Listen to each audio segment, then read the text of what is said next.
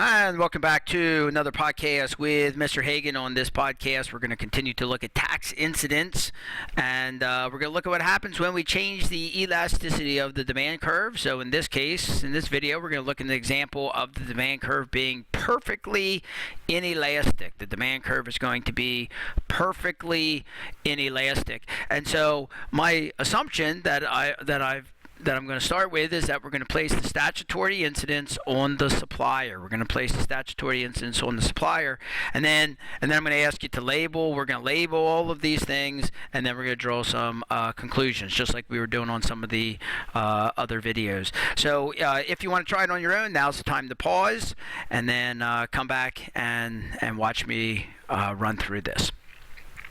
All right, so let's go ahead and do it. So we're going to put the statutory incidence on the supplier. So as always, that's going to cause the supply curve to shift up by the amount of the tax. Supply curve is going to shift up by the amount of the tax.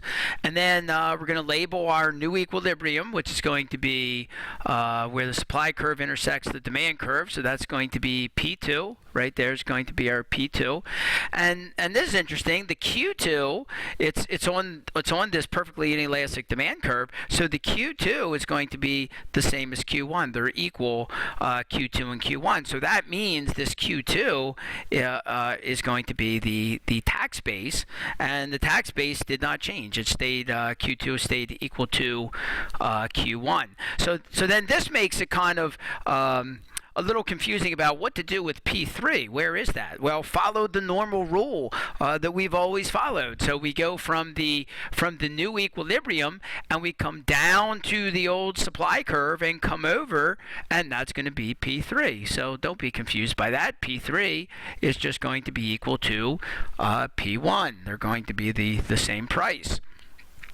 Okay, let's go ahead and do some labeling. Where's our consumer actual incidence going to be? Well, consumer actual incidence is from P2 to P1. So that's going to be the consumer actual incidence. It's the amount of tax paid by the consumer in the form of the higher price from P1 to P2. And then the producer actual incidence, that's going to be, as it always is between P1 and P3. But what do we notice? P1 and P3 are, they're the same thing. P1 and P3 are the same thing, and so there is no producer actual incidence. The producer actual incidence is going to be 0. It's the area between P1 and P3, but there isn't any. Okay, so that's the producer actual incidence. It's just not going to be there. It's going to be 0. There is no producer actual incidence. The producer used to keep P1. Now they're going to keep P3. Okay, so they're going to keep just as much as they did before. So what about the deadweight loss? Where's the deadweight loss going to be? Oh, first of all, let me say the government revenue. The government revenue is going to be from P2 to P3, just like it always is.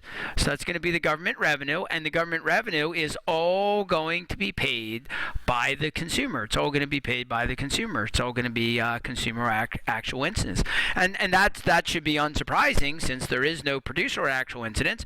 The consumer is the one that's paying all of the tax in the form of a higher price. Okay, what conclusions? Oh, I neglected again to say deadweight loss.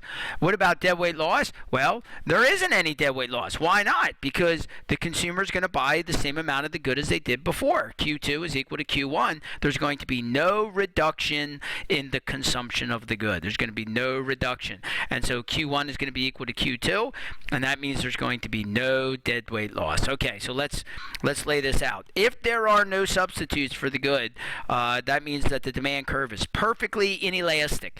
If there are no substitutes, then all of the actual incidence is going to fall on the consumer. Okay, and there will be no deadweight loss. Why not? Because if there are no substitutes, then the producer can pass all the tax onto the consumer in the form of a higher price, and the consumer will pay it because he doesn't believe there to be a substitute. He's got to have the good. He's got to have it. There are no substitutes. Raise the price, and he just keeps on buying it. And since he keeps on buying it, there's not going to be any deadweight loss. So if the demand curve is perfectly inelastic, there are no substitutes. That means that the producer can pass all the tax on to the consumer in the form of a higher price, and the consumer will pay the tax and keep buying the good, and so there will be no deadweight loss. So the consumer actual incidence will be large. Producer actual incidence, there won't be any. Deadweight loss, there won't be any. All right, this has been Mr. Hagan on another Econ podcast. Thanks for joining me, and we'll see you on our next podcast.